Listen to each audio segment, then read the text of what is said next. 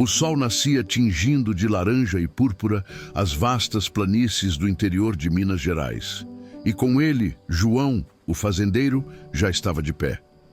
Seus passos eram lentos, mas firmes, marcados por décadas de trabalho árduo naquelas terras que eram seu sangue, sua história. A brisa matinal trazia o cheiro da terra úmida e o canto dos pássaros, uma melodia que embalava sua vida desde a infância. João não era um homem de muitas palavras. Sua eloquência estava nas mãos calejadas, na paciência com que observava o crescimento das plantações e no olhar carinhoso que dedicava a Destino, seu cavalo. Destino, um belo alazão com uma crina quase branca, era mais que um animal de trabalho. Era um confidente silencioso, um companheiro que partilhava com João o peso dos dias e a beleza das manhãs. A fazenda Recanto da Serra era uma herança de gerações. Cada cerca, cada árvore frutífera, cada palmo de terra contava uma história. Mas os tempos eram difíceis. A seca persistente havia castigado as lavouras nos últimos 2 anos e os preços dos grãos no mercado não ajudavam. As dívidas acumulavam-se e o banco começava a enviar cartas com prazos cada vez mais apertados. João sentia o peso do mundo sobre os ombros, uma angústia silenciosa que o acompanhava até nos poucos momentos de repouso. Ele via o futuro incerto e a ideia de perder a fazenda, o legado de seus pais e avós, era como um punhal cravado em sua alma. Não era apenas a terra, mas a dignidade de sua família, a memória de seus entes queridos que estava em jogo. A cada amanhecer, enquanto selava Destino para mais um dia de inspeção nas cercas e nos campos minguados, João sussurrava promessas ao cavalo, como se o animal pudesse compartilhar seu fardo e sua esperança. "Vamos aguentar, meu velho", ele murmurava, a voz rouca pela emoção contida. "Não vamos desistir da nossa terra." A quietude da vida no campo foi abruptamente quebrada na semana seguinte. Um carro de luxo, um SUV preto reluzente que parecia deslocado na estrada de terra batida, parou em frente à porteira da fazenda. Dele desceu um homem impecavelmente vestido em um terno de grife, com sapatos polidos que brilhavam sob o sol.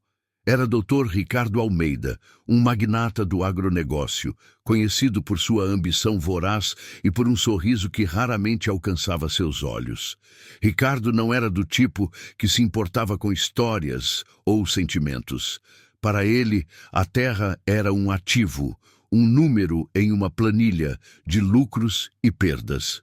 Ele tinha ouvido falar da fazenda de João, da sua localização estratégica e da vulnerabilidade do fazendeiro. Seus informantes haviam pintado um quadro detalhado da situação financeira de João e Ricardo via ali uma oportunidade de ouro para expandir seus domínios. "Bom dia, senhor João", Ricardo disse, com uma voz polida, mas sem calor, enquanto estendia uma mão que João hesitou em apertar. A formalidade contrastava com a simplicidade do ambiente. "Sou o Dr. Ricardo Almeida. Vim fazer-lhe uma proposta." João, com suas roupas de trabalho simples e o chapéu de palha puído, sentia-se um estranho em sua própria casa. Ele convidou Ricardo para a varanda, oferecendo um café coado na hora, gesto de hospitalidade que o milionário mal notou. Ricardo foi direto ao ponto, com a frieza de um negociador experiente.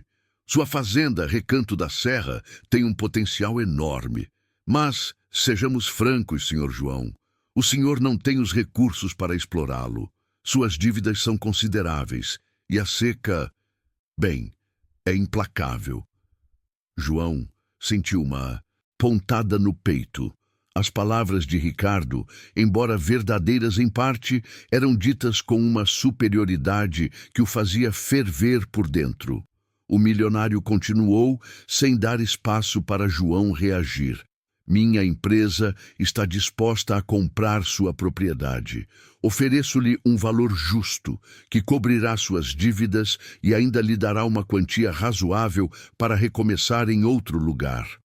É uma oferta irrecusável, considerando sua situação. Mas o valor justo que Ricardo propôs era uma afronta.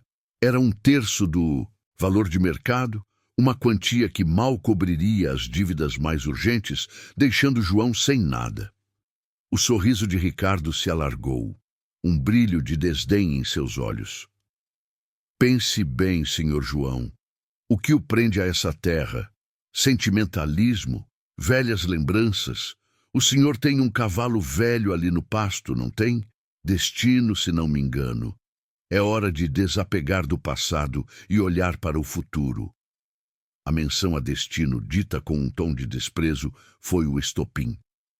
João cerrou os punhos, a dignidade ferida, mas não quebrada. Seus olhos, antes cansados, agora brilhavam com uma determinação inabalável. Essa terra, doutor Almeida, não é só um terreno. É a vida da minha família, a história dos meus antepassados. E destino não é só um cavalo velho. Ele é parte dessa história. É um presente que meu pai me deu. E ele tem um valor que o senhor, com todo o seu dinheiro, jamais poderá entender ou comprar. João fez uma pausa, respirando fundo para controlar a raiva e a dor. Minha fazenda não está à venda, e eu não vou desapegar da minha história nem do meu cavalo. Ricardo observou João com um misto de surpresa e irritação. Ele não estava acostumado a ser contrariado, especialmente por um fazendeiro endividado. O senhor está cometendo um erro, João, ele disse, a voz endurecendo. O banco não vai esperar para sempre. Essa é a única chance de sair dessa situação com alguma dignidade. João balançou a cabeça. Minha dignidade está em continuar lutando por esta terra, não em vendê-la por esmolas. Eu sei o valor do que tenho aqui. Enquanto Ricardo se levantava para ir, visivelmente contrariado, Destino, que pastava tranquilamente perto da cerca, ergueu a cabeça. Seus olhos, de um castanho profundo, fixaram-se em Ricardo com uma intensidade incomum, quase como se o animal compreendesse a conversa e a ameaça implícita. Havia algo naqueles olhos, uma profundidade, uma sabedoria que parecia ir além de um simples animal. Ricardo, apressado e irritado, nem percebeu. Mas João, sim, ele sentiu um arrepio. Aquele cavalo, seu destino, era a âncora de sua esperança e guardava segredos que nem o dinheiro do milionário poderia desvendar. O sol já se inclinava para o poente, pintando o céu de Minas Gerais com tons de laranja e roxo, quando a poeira levantada pelo SUV preto de Dr. Ricardo Almeida finalmente assentou na estrada de terra batida.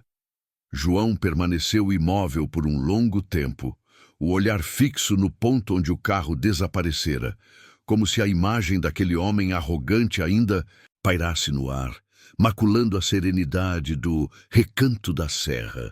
Destino, ao seu lado, soltou um longo e suave relincho, um som que, para João, parecia carregar tanto a compreensão quanto um estranho presságio.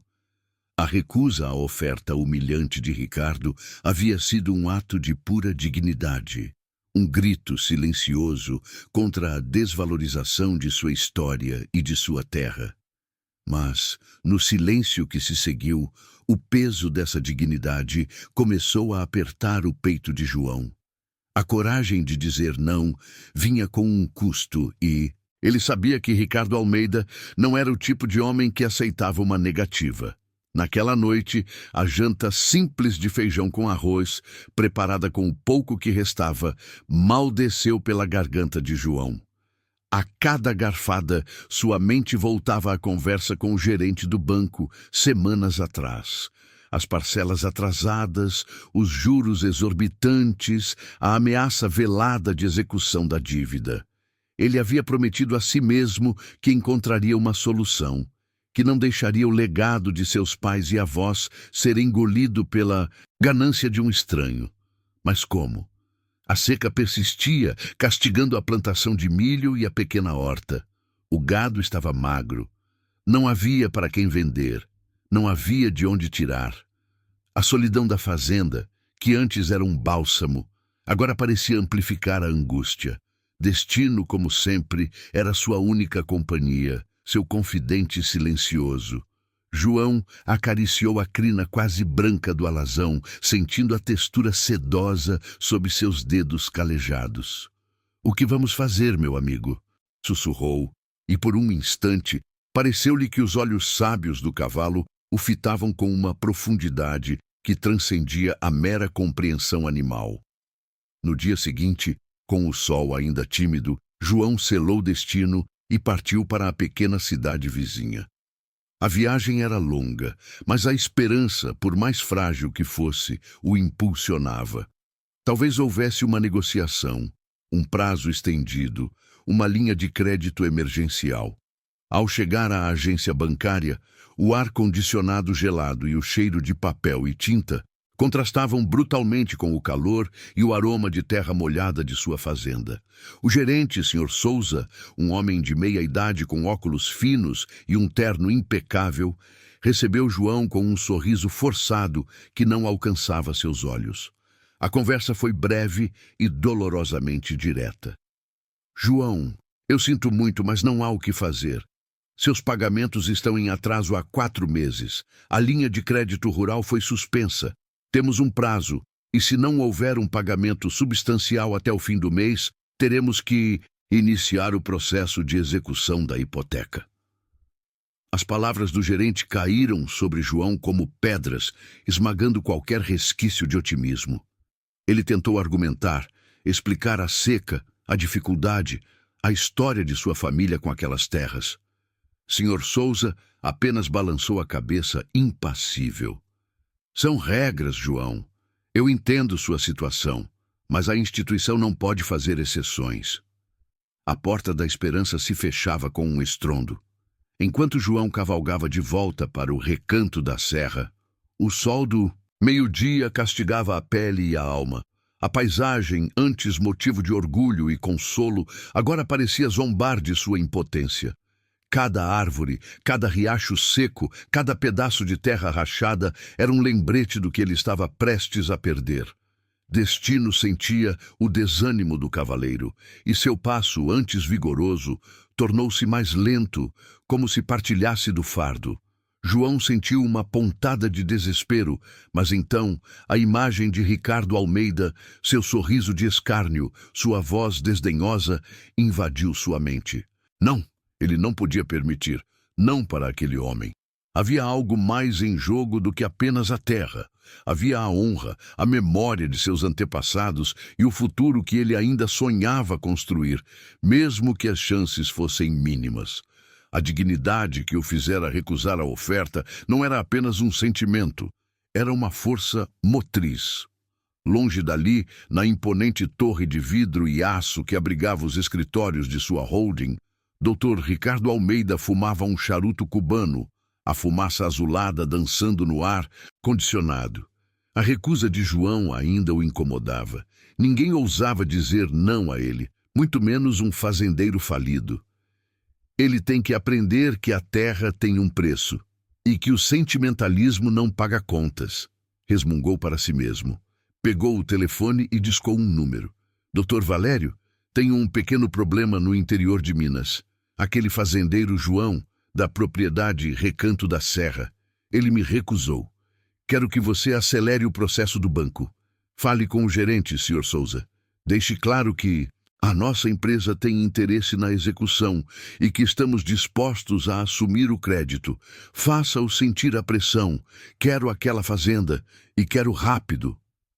A voz de Ricardo era fria e calculista, desprovida de qualquer emoção, exceto a determinação de um predador.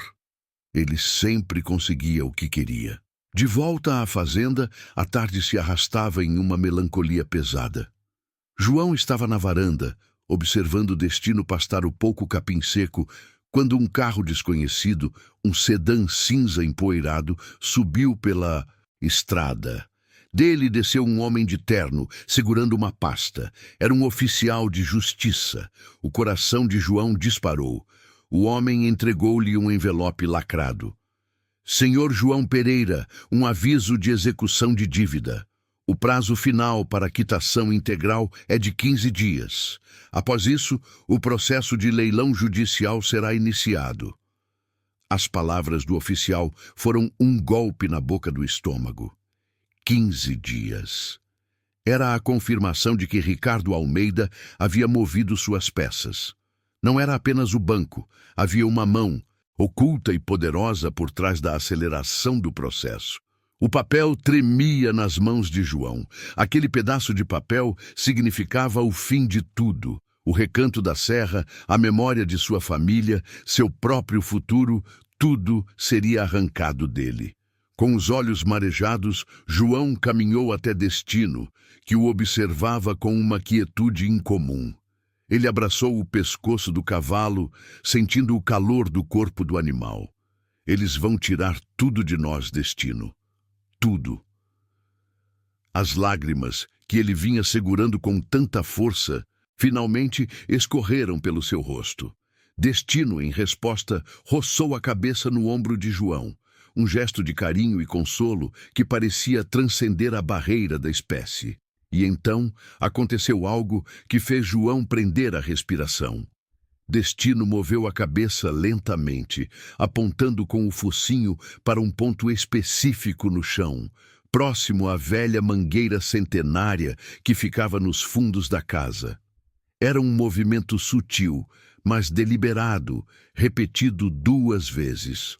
João olhou para o local, depois para os olhos de Destino, que brilhavam com uma intensidade quase humana, como se o cavalo estivesse tentando transmitir uma mensagem urgente, um segredo há muito guardado que agora, na hora mais sombria, precisava vir à luz.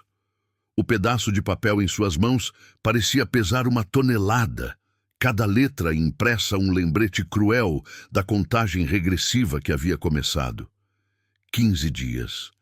15 dias para João perder tudo que amava.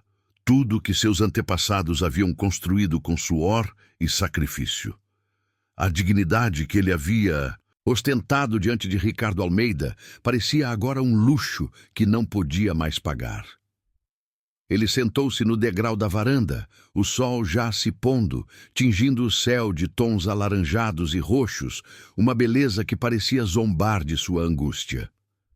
A fazenda, o recanto da serra, parecia respirar junto com ele, uma entidade viva prestes a ser silenciada. Foi nesse abismo de desespero que Destino se aproximou. O cavalo, com sua crina quase branca e olhos profundos, veio andando devagar, parando bem à frente de João. O fazendeiro mal o notou, a mente presa na teia de suas dívidas e na iminente perda. Mas Destino não era um animal comum. Ele abaixou a cabeça, roçando o focinho no ombro de João, um toque suave, mas firme, que puxou o fazendeiro de volta à realidade. João levantou o olhar e encontrou os olhos de Destino fixos nos seus, uma intensidade que parecia carregar 1000 anos de sabedoria. O cavalo então fez o que havia feito antes, mas agora com uma clareza inconfundível. Ele virou a cabeça para o lado, e com o focinho apontou para uma direção específica, para a parte mais antiga e densamente arborizada da propriedade, para além do curral, onde a mata se fechava e as trilhas eram quase esquecidas. Não foi um movimento casual, mas deliberado, repetido, como se Destino estivesse tentando forçar João a ver algo que ele, em sua cegueira pelo desespero, não conseguia enxergar. A mente de João, nublada pela dor, começou a processar o que estava acontecendo. Destino havia feito algo similar quando Ricardo Almeida esteve lá. Havia uma inteligência, uma intenção por trás dos gestos do cavalo que ia além do instinto animal. "O que você quer, meu amigo?" sussurrou João, a voz rouca. Destino respondeu com um relincho suave e um novo aceno na direção da mata. Aquele fio de esperança, tão tênue quanto um raio de sol entre nuvens de tempestade, começou a brilhar mais forte no peito de João. Não era uma solução, mas uma distração, um chamado, uma tarefa que o tirava da inércia do desespero. Se Destino, seu companheiro de uma vida, estava tentando lhe dizer algo, ele precisava ouvir. Levantando-se com um esforço, João pegou sua velha lanterna e um facão. A cada passo em direção à mata, a dúvida o corroía. Seria apenas uma fantasia de sua mente exausta? Uma última tentativa de encontrar significado em um mundo que parecia desmoronar? Destino caminhava ao seu lado, seus cascos firmes no chão, liderando o caminho com uma confiança inabalável. A mata se tornou mais densa, o ar mais úmido, e a escuridão da noite engolia os últimos vestígios do crepúsculo. João confiava cegamente em Destino, um elo que transcende a razão, forjado em anos de companheirismo e trabalho. Destino parou abruptamente. Estavam em uma clareira pequena, quase imperceptível, obscurecida por uma densa vegetação rasteira e algumas árvores centenárias, cujas raízes retorcidas se agarravam à terra como garras. O cavalo apontou com o focinho para uma dessas árvores, um carvalho gigantesco com um tronco tão largo que parecia abrigar segredos de eras. Era uma árvore que João conhecia, mas nunca havia prestado atenção especial a ela. Sempre foi apenas a velha árvore, na parte de trás da fazenda. Com o facão, João começou a limpar a vegetação ao redor da base da árvore, seguindo a indicação silenciosa de Destino. O trabalho era árduo, as raízes eram teimosas e a terra estava seca e compactada. A cada golpe, a esperança e o ceticismo se alternavam em sua mente. O que ele esperava encontrar? Um tesouro escondido? Uma mina de ouro? A ideia parecia ridícula, mas a persistência de Destino era inegável. Ele suava, a camisa grudada nas costas, o cansaço dos últimos dias pesando sobre ele, mas a adrenalina de uma possível descoberta o impulsionava. Depois de quase uma hora de esforço, o facão de João atingiu algo sólido que não era rocha nem raiz. Um som oco, um tum abafado. Ele ajoelhou-se, afastando a terra com as mãos, sentindo a textura áspera e fria. Era uma laje de pedra, quase completamente coberta pela terra e pelas raízes. Com a ajuda de Destino, que parecia observar cada movimento com ansiedade, João conseguiu remover a laje. Abaixo dela havia uma cavidade, um pequeno esconderijo natural que havia sido cuidadosamente selado. A luz fraca da lanterna revelou um objeto envolto em um pano grosso e envelhecido. Com as mãos trêmulas, João puxou o pacote. O pano, uma vez branco, agora estava amarelado e puído pelo tempo e pela umidade da terra. Ao desembrulhá-lo, revelou-se uma caixa de madeira escura, entalhada com símbolos que João não reconhecia de imediato, mas que pareciam antigos, quase indígenas. A madeira estava seca, mas intacta, protegida pelo invólucro. Ao abrir a caixa, um cheiro de terra antiga e papel envelhecido preencheu o ar. Lá dentro não havia ouro nem joias. Havia uma coleção de documentos, mapas antigos, alguns desbotados e quase ilegíveis, cartas em caligrafia elaborada e um diário de capa de couro, as páginas amareladas e frágeis.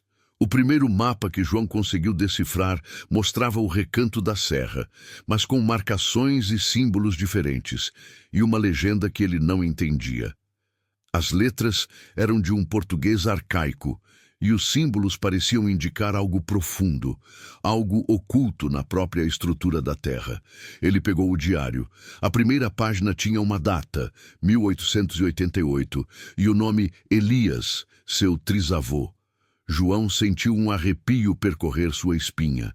Era um legado, uma mensagem de seus antepassados. Destino, ao seu lado, soltou um longo e satisfeito suspiro, como se um peso tivesse sido tirado de seus próprios ombros. O cavalo parecia saber que a primeira parte de sua missão estava cumprida. João Olhou para o diário e os mapas, depois para o cavalo, a confusão misturada com uma nova e poderosa sensação de propósito. O que seus ancestrais haviam escondido? E por que Destino, de todos os seres, era o guardião desse segredo, revelando-o justamente no momento de maior desespero? A corrida contra o tempo continuava, mas agora João tinha uma nova arma, uma pista vinda do passado, guiada pelo seu fiel companheiro.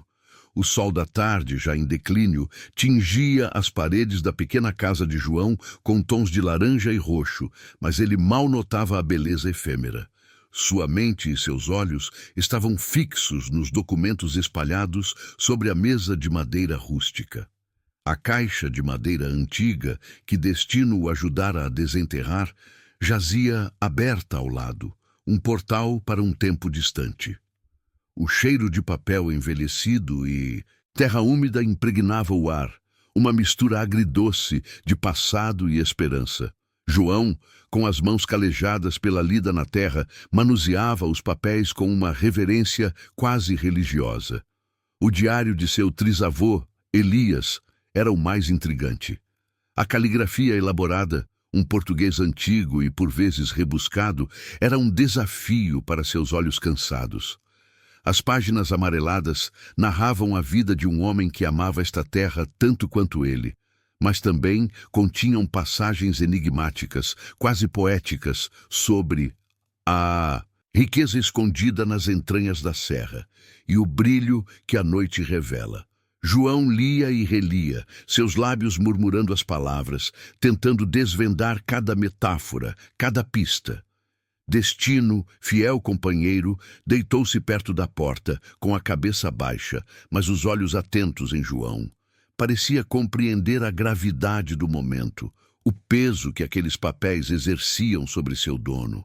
De vez em quando, soltava um suspiro suave, como um lembrete silencioso de sua presença, de sua lealdade. João, por sua vez, sentia a energia do cavalo, uma calma que o ajudava a focar, mesmo com o aviso de execução pesando como uma pedra em seu peito. 15 dias. Um prazo cruelmente curto para desvendar um segredo guardado por gerações. Os mapas eram ainda mais complexos, desenhados à mão em pergaminhos que pareciam tão antigos quanto o próprio tempo. Eles mostravam a topografia da fazenda Recanto da Serra, com detalhes impressionantes. Havia riachos, elevações e marcos naturais que João reconhecia, mas também símbolos estranhos, pequenas cruzes e círculos marcados em locais específicos, alguns acompanhados de sequências numéricas ou letras que não faziam sentido imediato. Ele tentava sobrepor as informações do diário com as do mapa, buscando uma conexão, um padrão. Cada linha, cada mancha de tinta parecia carregar uma história, uma promessa. A noite caiu e João acendeu a lamparina a querosene, sua luz tremeluzente projetando sombras dançantes nas paredes. Ele mal notava a fome ou o cansaço.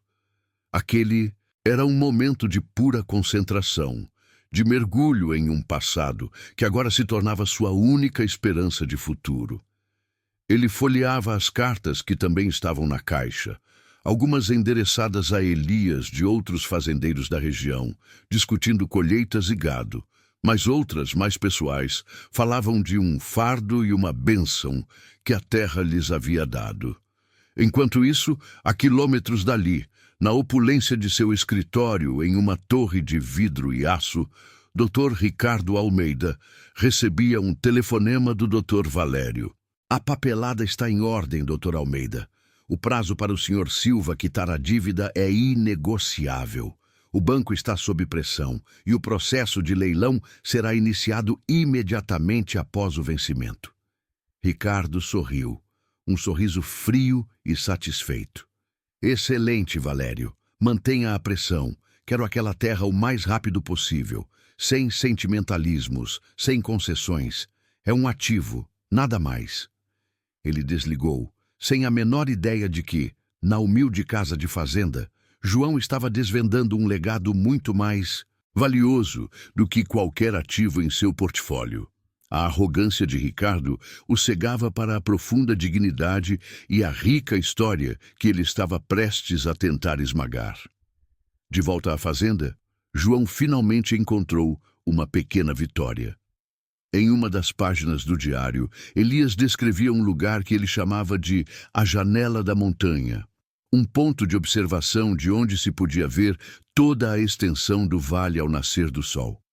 No mapa, João identificou um X marcado precisamente em uma elevação que correspondia à descrição.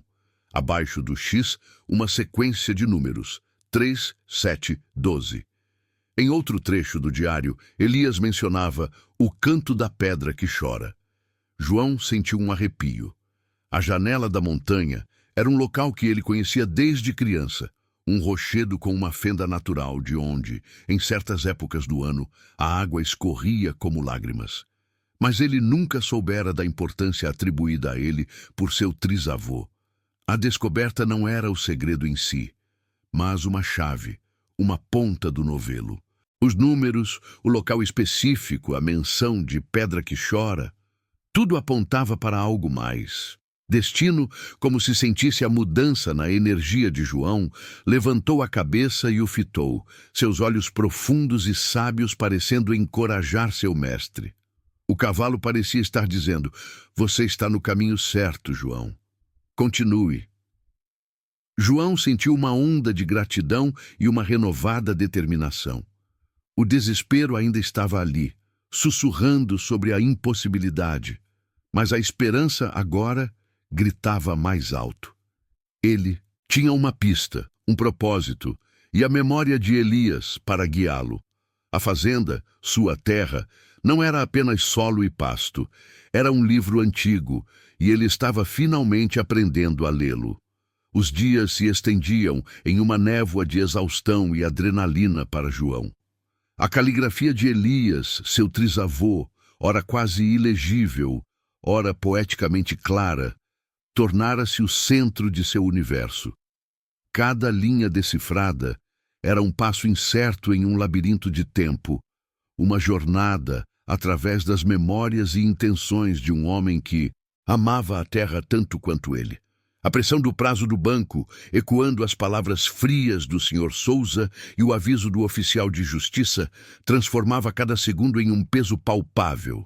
Mas a esperança que os documentos de Elias acendiam em seu peito era um fogo que se recusava a apagar. Ele dormia pouco, sonhando com símbolos e números, e acordava com o sol pintando as montanhas, sentindo o destino ao seu lado, um farol silencioso de companheirismo. "É hoje, meu amigo", João sussurrou, acariciando a crina macia do alazão numa manhã particularmente fresca. Destino bufou suavemente, roçando o focinho em seu ombro, como se compreendesse a gravidade daquele dia. A Janela da Montanha, aquele ponto de observação natural que João conhecia desde menino, mas que Elias havia imbuído de um novo e misterioso significado. A sequência numérica 3, 7, 12 ressoava em sua mente, uma chave que ele esperava abrir algo mais do que uma porta, talvez uma revelação. Com o mapa de Elias cuidadosamente enrolado e o diário em sua velha mochila de lona, João selou o destino. O caminho até a Janela da Montanha não era longo, mas a trilha, pouco usada, exigia atenção. Era um trecho da fazenda que a maioria das pessoas considerava apenas uma vista bonita, um mirante natural onde as montanhas se abriam para revelar um vale profundo, tingido de verde e azul. João se perguntava o que seu trisavô, com sua mente perspicaz e seu amor pela terra, teria visto ali que os outros não viam. Enquanto cavalgavam, João pensava em Elias. O diário revelava um homem de profunda observação, um naturalista amador que catalogava plantas, animais e as formações rochosas de sua propriedade com um zelo quase científico, misturado a uma fé inabalável nos segredos da terra.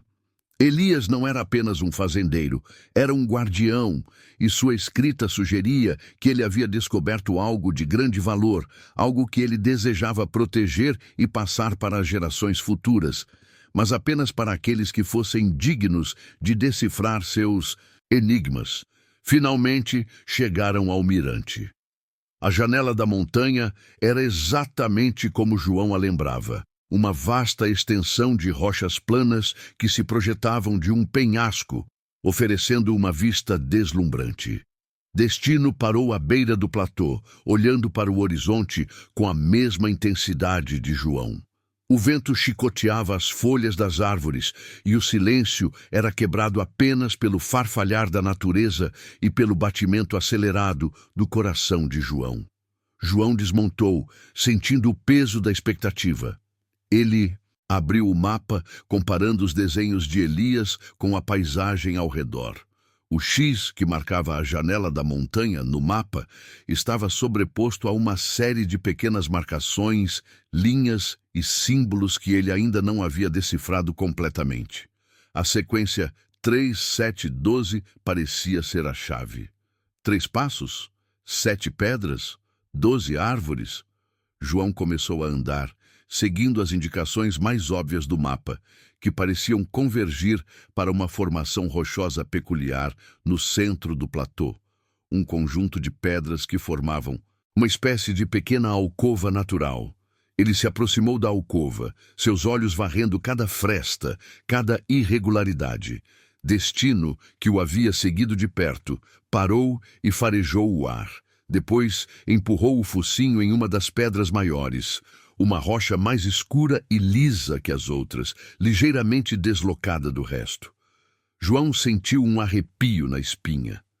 Era como se o cavalo estivesse lendo a mente de Elias, ou talvez como se o segredo daquele lugar fosse tão antigo que o próprio destino o sentisse em seus ossos. João examinou a pedra. Parecia comum, mas ao toque percebeu que a superfície era estranhamente polida em um ponto, quase como se tivesse sido manuseada repetidamente ao longo dos anos. Ele tentou empurrá-la, mas era pesada demais. Foi então que a sequência 3, 7, 12 voltou à sua mente. Ele olhou para o diário novamente, para a página onde Elias descrevia a janela. Havia um pequeno desenho de uma mão e abaixo os números com pequenas setas apontando para a palma da mão. Ele passou a mão sobre a superfície da pedra, sentindo-a. 3 pontos de pressão, 7 toques, 12 rotações. Ele tentou as combinações que lhe pareciam mais lógicas, mas nada aconteceu. A frustração começou a se instalar, misturada com o cansaço. O sol já estava alto e ele podia sentir o tempo escorrendo entre seus dedos. De repente, Destino emitiu um relincho baixo, quase um murmúrio, e bateu a pata dianteira 3 vezes no chão rochoso, depois 7 vezes e, finalmente, 12 vezes, de forma suave, mas clara. João olhou para o cavalo atônito. Aquilo era uma coincidência ou uma indicação? Ele se ajoelhou novamente e, com uma nova perspectiva, percebeu algo. A pedra não tinha apenas a superfície polida. Havia pequenos entalhes quase imperceptíveis, desgastados pelo tempo, que formavam um padrão de pontos e linhas. Ele seguiu o código de Destino. 3 toques leves em um ponto específico da pedra. 7 toques em outro. E então, com mais força, uma pressão em um terceiro ponto, seguido por uma leve rotação de 12 graus. A pedra, com um rangido quase inaudível, cedeu. Não se moveu para o lado, mas afundou ligeiramente, revelando uma pequena cavidade escura por trás. João enfiou a mão na cavidade, seu coração batendo forte. Seus dedos encontraram um pequeno objeto de metal frio e liso. Ele o puxou para fora. Era uma caixa de metal enferrujada do tamanho de um punho, com um complexo sistema de fechadura, mas que parecia estar destravada. Dentro, envolvido em um pedaço de pano antigo, havia um pequeno pergaminho amarelado e uma chave de bronze intrincadamente trabalhada. O pergaminho era diferente de tudo que ele havia visto nos documentos de Elias. A caligrafia era ainda mais antiga, quase um hieróglifo, mas no topo, as palavras Mapa da Água Viva estavam escritas com a letra inconfundível de seu trisavô. Havia um desenho esquemático que não se parecia com a fazenda, mas sim com uma formação geológica subterrânea. A chave de bronze, pesada e fria, parecia ser a chave para algo muito maior. A janela da montanha não era apenas um ponto de observação, era um portal, um ponto de partida para um segredo ainda mais profundo.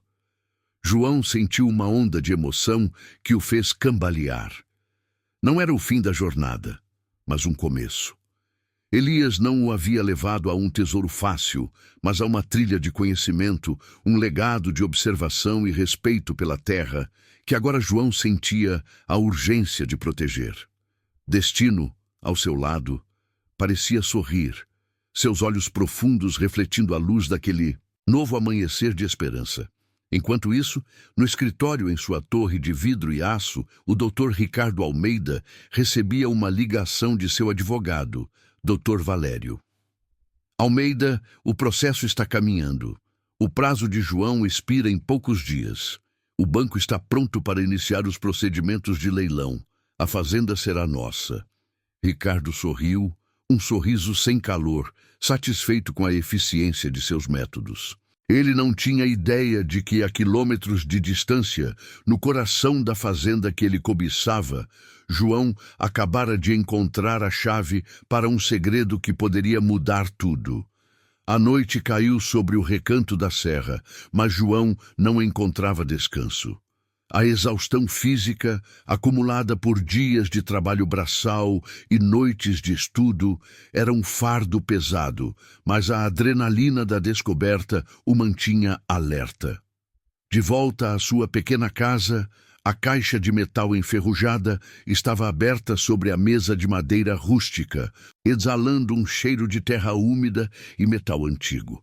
Dentro dela, o pergaminho, agora desenrolado, revelava seu conteúdo sob a luz bruxuleante de um lampião a querosene. O mapa da Água Viva não era um mapa comum. Sua caligrafia, a mesma de Elias, era elegante, mas os desenhos eram complexos. Linhas sinuosas, círculos concêntricos e símbolos que pareciam representar correntes subterrâneas e formações rochosas. Ao lado, a chave de bronze, intrincadamente trabalhada, parecia pulsar com uma energia silenciosa, seu metal frio contrastando com o calor da esperança que começava a acender no peito de João. Destino, fiel como sempre, deitou-se perto da porta, seus olhos grandes e escuros fixos em João. Ele parecia entender a gravidade do momento, seu silêncio um conforto e um encorajamento. João passou os dedos sobre o pergaminho, tentando decifrar os segredos que seu trisavô havia guardado com tanto zelo. As linhas do mapa não indicavam um tesouro de ouro ou joias, mas algo muito mais fundamental. Havia uma representação detalhada de um sistema de veios subterrâneos convergindo para um ponto central, marcado por um símbolo estilizado que se assemelhava a uma gota d'água dentro de uma flor. Abaixo do desenho, uma frase em latim, cuidadosamente escrita: Aqua est vita, vita est terra. Água é vida, vida é terra.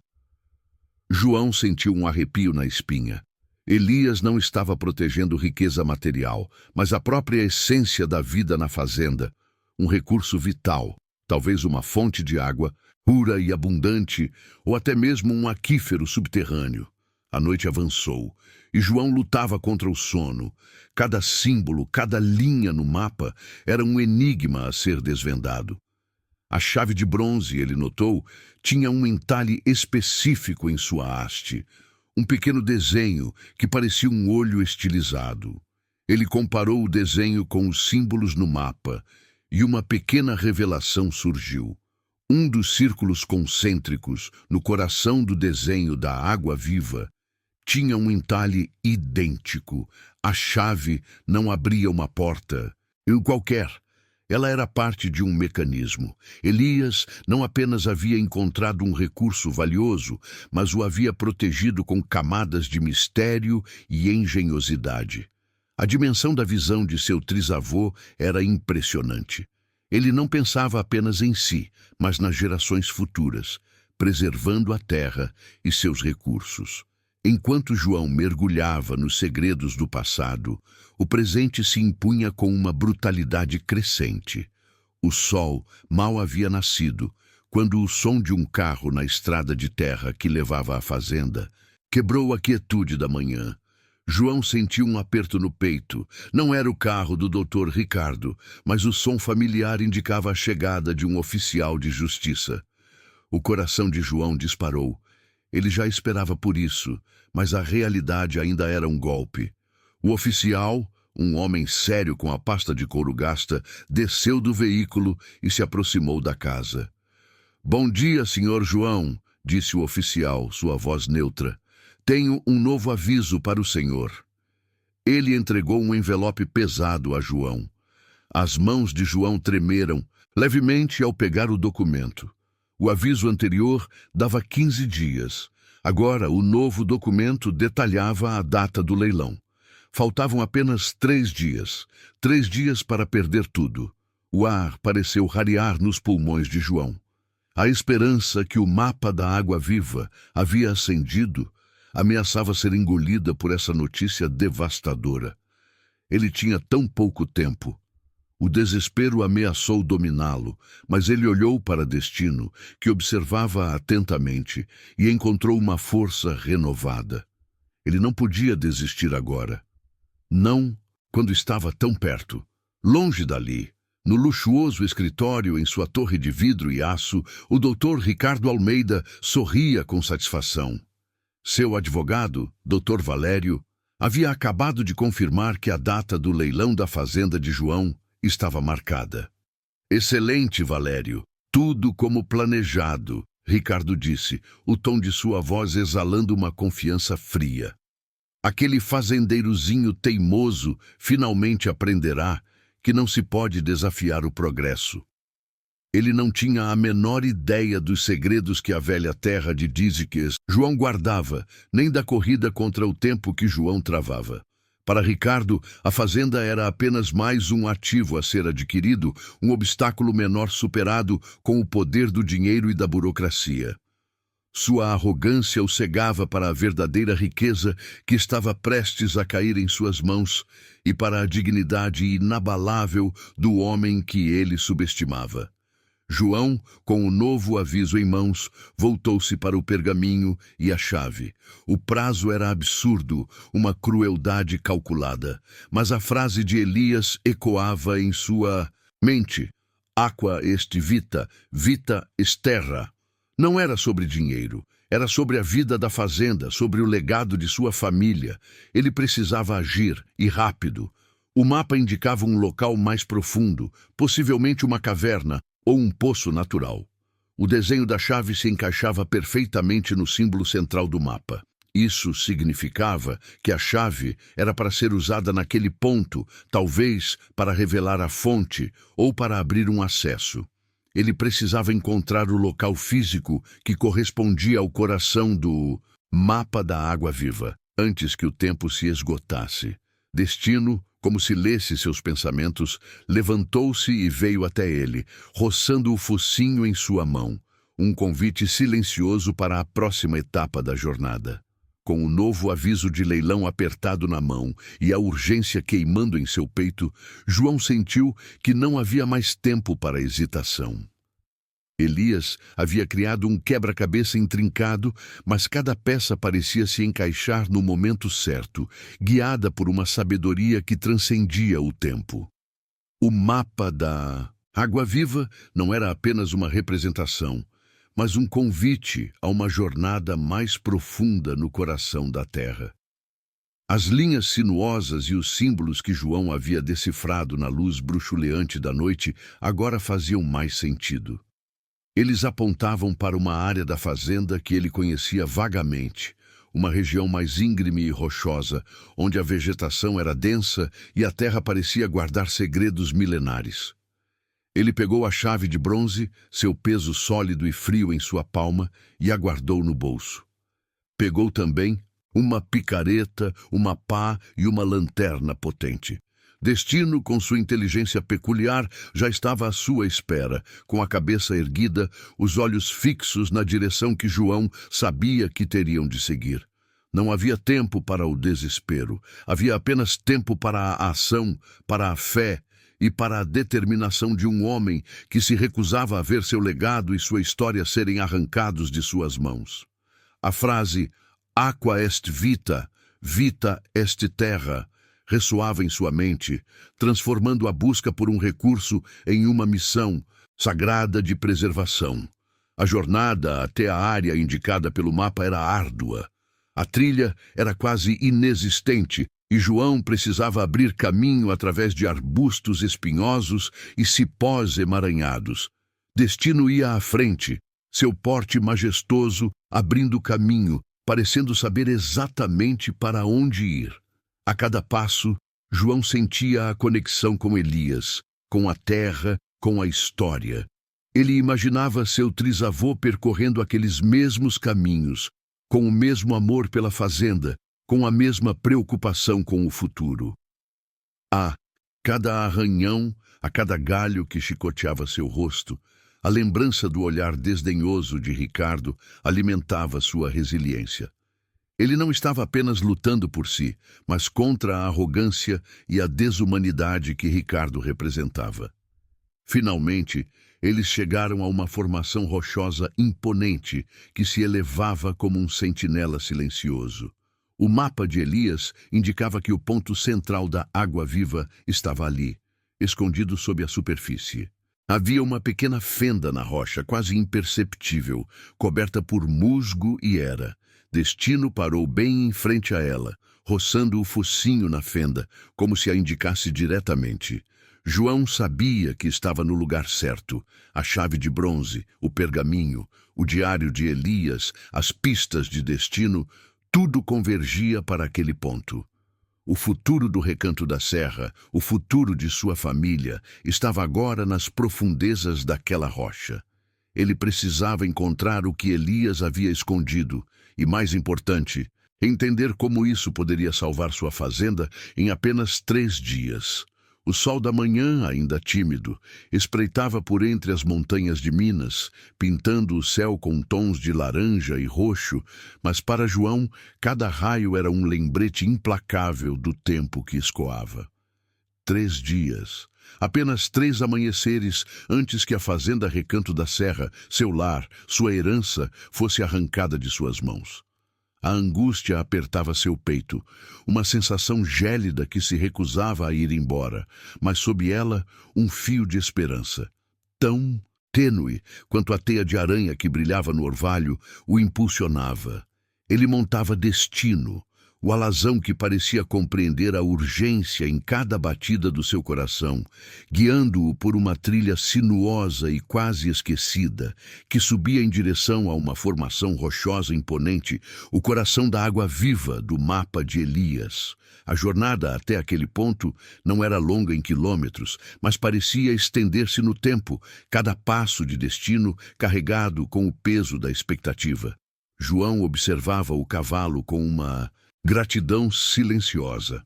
Destino, com sua crina quase branca voando ao vento, parecia saber exatamente onde ir, seus olhos fixos no horizonte, como se enxergasse além da paisagem visível. A cada bifurcação, um leve desvio de cabeça, um movimento sutil das orelhas, e João apenas seguia, sua fé no animal mais forte do que qualquer lógica. A verdade era que, naquele momento, Destino era seu farol, a única bússola em meio à tempestade de sua vida. Finalmente, a formação rochosa apareceu em sua plenitude, um paredão de pedra bruta, esculpido pelo tempo e pelas intempéries, com uma fenda profunda que parecia engolir a luz.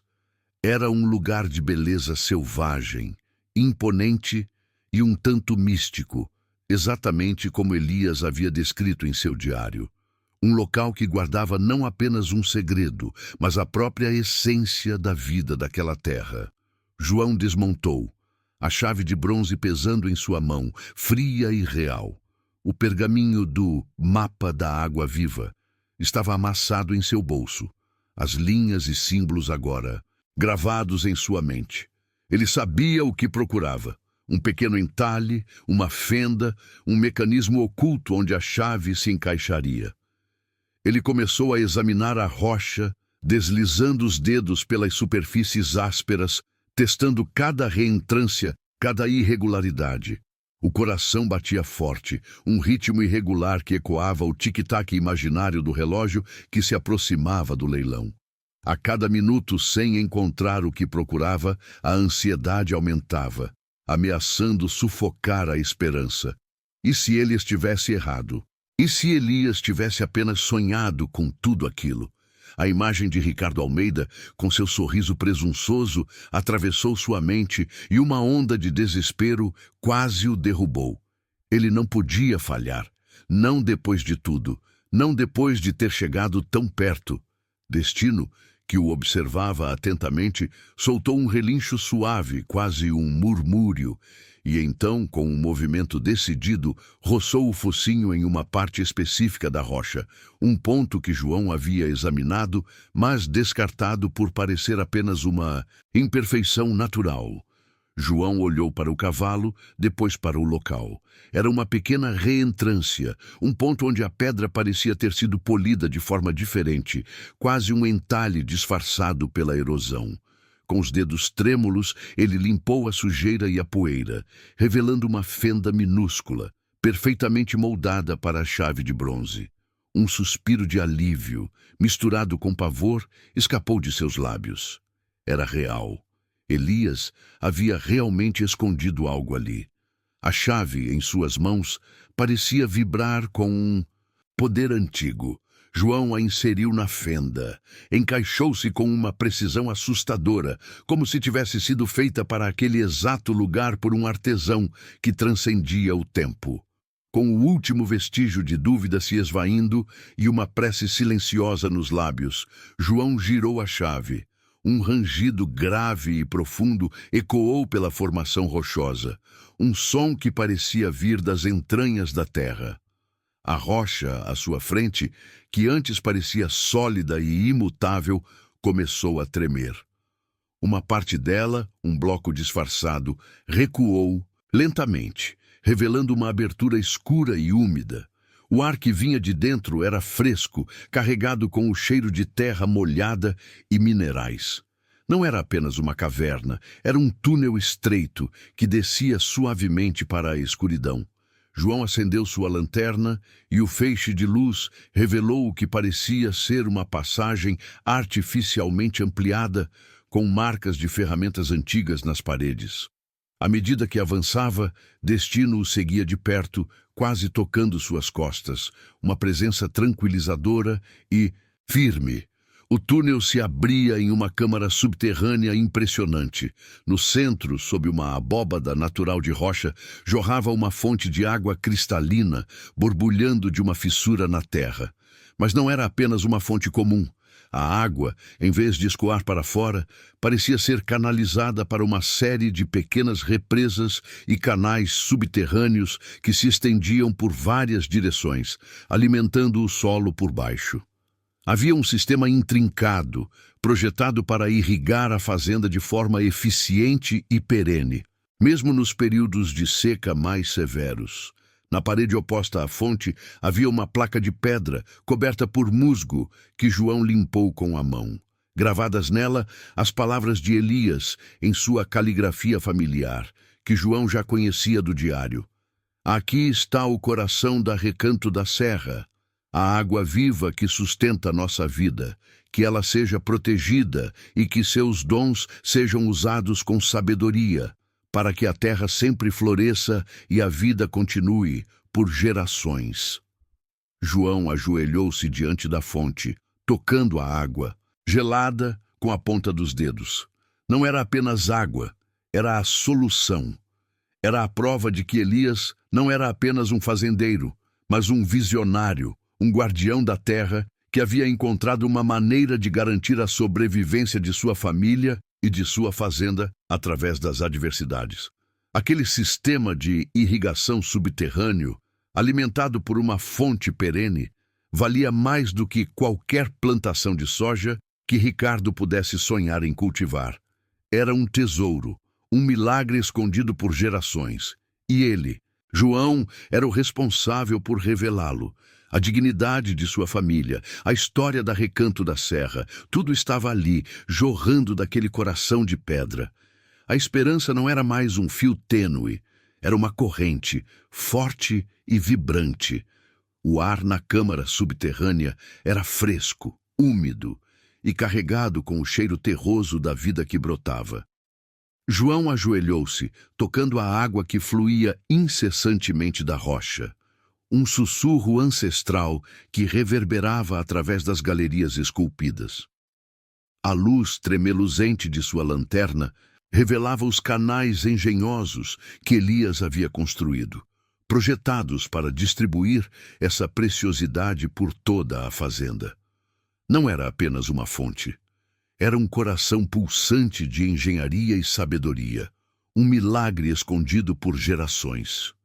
Destino, ao seu lado, baixou a cabeça e bebeu da água cristalina, seus olhos refletindo a luz e a quietude do lugar, como se também compreendesse a magnitude da descoberta.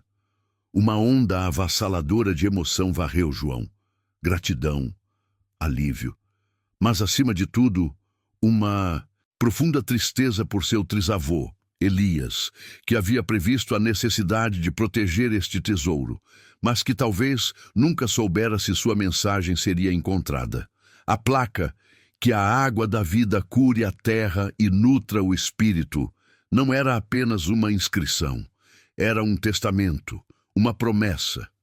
Elias não havia apenas deixado água, ele havia deixado esperança. João levantou-se, a água escorrendo de suas mãos, e abraçou o pescoço de Destino. Nós conseguimos, meu amigo. Nós conseguimos, ele sussurrou, a voz embargada.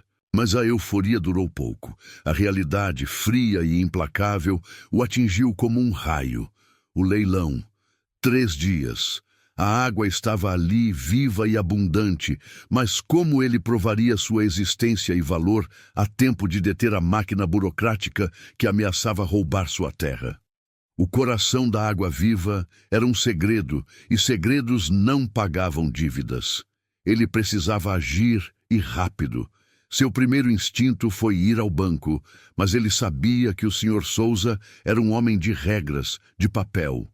Uma história sobre uma fonte secreta e um sistema de irrigação ancestral, por mais real que fosse, não seria o suficiente. Ele precisava de provas tangíveis, de um testemunho irrefutável. Mas quem? Um perito? Não haveria tempo para contratar um e obter um relatório oficial. A saída da câmara de volta à luz crepuscular do fim de tarde pareceu um renascimento. João olhou para Destino, que parecia mais leve, mais vibrante. O cavalo, como sempre, parecia saber o que fazer. Ele deu um passo à frente, apontando com o focinho não para a fazenda, mas para a estrada de terra que levava à cidade. João entendeu. Ele precisava confrontar o sistema, mas com a verdade como sua única arma. Naquela noite, mal conseguiu dormir. A imagem da água fluindo na escuridão da câmara se misturava com a ansiedade do leilão iminente. Ao amanhecer, com um plano incipiente, ele se pôs a caminho da cidade. O caminho era longo, e cada quilômetro parecia devorar 1 hora preciosa. Ao chegar, ele foi direto ao banco. O Sr. Souza estava em sua mesa, com a expressão formal de sempre. Sr. João, o que o traz aqui? Como sabe, o prazo se esgotou. O leilão está marcado. João respirou fundo. Sr. Souza, eu sei. Mas eu preciso que o senhor me ouça. Eu encontrei algo na fazenda. Algo que muda tudo. Não é apenas uma fonte de água, é um sistema completo projetado para sustentar a fazenda por gerações, mesmo na seca mais severa. O gerente levantou uma sobrancelha, cético. Senhor João, eu entendo seu desespero, mas histórias não podem reverter um processo legal. Precisamos de fatos, de garantias. Eu tenho fatos, eu tenho a prova. Eu preciso que o senhor vá à fazenda, que veja com seus próprios olhos. Eu o levarei ao coração da água viva. É um tesouro que não só quita minha dívida, mas valoriza a fazenda de uma forma que o senhor não pode imaginar. A paixão na voz de João era palpável, a convicção inabalável. O senhor Souza hesitou. Ele era um homem de números, mas a intensidade nos olhos de João, a dignidade que sempre o acompanhava, não podia ser ignorada. Ele havia visto muitos fazendeiros desesperados, mas nunca um com tal brilho de esperança e certeza. Senhor João, eu tenho um compromisso inadiável, mas posso mandar alguém, talvez um avaliador, um engenheiro agrônomo. Não, senhor Souza, tem que ser o senhor. Tem que ser hoje. O leilão é em 2 dias. Eu não tenho mais tempo para a burocracia. Por favor, pela história da minha família, pela decência, venha e veja. Pela primeira vez, a fachada de imparcialidade do senhor. Souza pareceu rachar. A urgência na voz de João era genuína. Algo nele, talvez o respeito que sempre sentiu por João, o fez ponderar. Tudo bem, senhor João, eu irei, mas se for uma perda de tempo, não poderei fazer nada. João sentiu um alívio imenso. Não será, senhor Souza, eu garanto. No final da tarde, um carro discreto, não o SUV de Ricardo, parou na entrada da fazenda. O senhor Souza desceu, acompanhado por um homem de semblante sério, que ele apresentou como Dr. Costa, um engenheiro hídrico. João os cumprimentou, a tensão visível em seus ombros. Destino, sentindo a importância do momento, aproximou-se, cumprimentando os visitantes com um olhar calmo e inteligente. João os conduziu até a formação rochosa, explicando a jornada que o levou até ali. A descoberta dos documentos de Elias, a chave de bronze. O senhor Souza e o Dr. Costa ouviam com uma mistura de ceticismo e curiosidade. Quando João girou a chave e a passagem se abriu, revelando a escuridão convidativa, o Dr. Costa foi o primeiro a se inclinar, com uma lanterna em punho. A descida foi lenta, cuidadosa. Quando finalmente chegaram à câmara e João acendeu as próprias lanternas, revelando o fluxo constante da fonte e os canais intrincados, o silêncio que se seguiu foi o mais gratificante que João já ouvira. O Dr. Costa, um homem de ciência, não conseguiu conter um gaspe de admiração. Ele se ajoelhou, examinando a rocha, a água, os canais. Isso é extraordinário, ele murmurou, quase para si mesmo. Uma fonte perene em uma região tão castigada pela seca. E esse sistema é uma obra de arte da engenharia antiga. Com a tecnologia certa, isso poderia irrigar não apenas esta fazenda, mas talvez toda a região. O senhor Souza, que havia mantido sua postura formal, agora tinha os olhos arregalados. Ele olhou para João, depois para o Dr. Costa e, finalmente, para a placa com as palavras de Elias. O coração da água viva, ele leu em voz alta, sua voz carregada de reverência. Isso muda completamente a avaliação da propriedade. Naquela mesma noite, enquanto João e Destino observavam as estrelas, o senhor Souza ligou. A voz dele era diferente, mais humana. Senhor João, o Dr. Costa está redigindo um relatório preliminar. Com base no que vimos e na projeção de valor que essa fonte e sistema de irrigação representam, o banco não pode mais prosseguir com o leilão. A fazenda Recanto da Serra tem um valor inestimável agora. Não só sua dívida será quitada, mas teremos que reavaliar a propriedade em milhões. O leitor está suspenso. Uma lágrima de alívio rolou pelo rosto de João. Ele abraçou o Destino, que o confortou com um leve ronronar. Obrigado, meu amigo. Obrigado, Elias. A notícia, como a água da fonte, se espalhou. Ricardo Almeida, em seu escritório de luxo, recebeu a ligação do Dr. Valério com a notícia. O quê? Suspenso? Que história é essa de uma fonte subterrânea? Isso é um truque. Eu quero essa fazenda. Sua voz, sempre polida, agora era um rugido de fúria e incredulidade. Ele tinha subestimado João, subestimado a terra e, acima de tudo, subestimado o segredo que destino guardava. A fazenda que ele queria humilhar agora valia uma fortuna, e ele não a teria. João, no entanto, não pensava em fortunas. Ele pensava em destino, em Elias, na terra que agora respirava de novo. O coração da água viva não era apenas água. Era a prova de que a verdadeira riqueza não estava em propriedades ou dinheiro, mas na conexão com a terra, na sabedoria ancestral e na resiliência do espírito humano. A fazenda Recanto da Serra estava salva, e com ela o legado de Elias e a dignidade de João.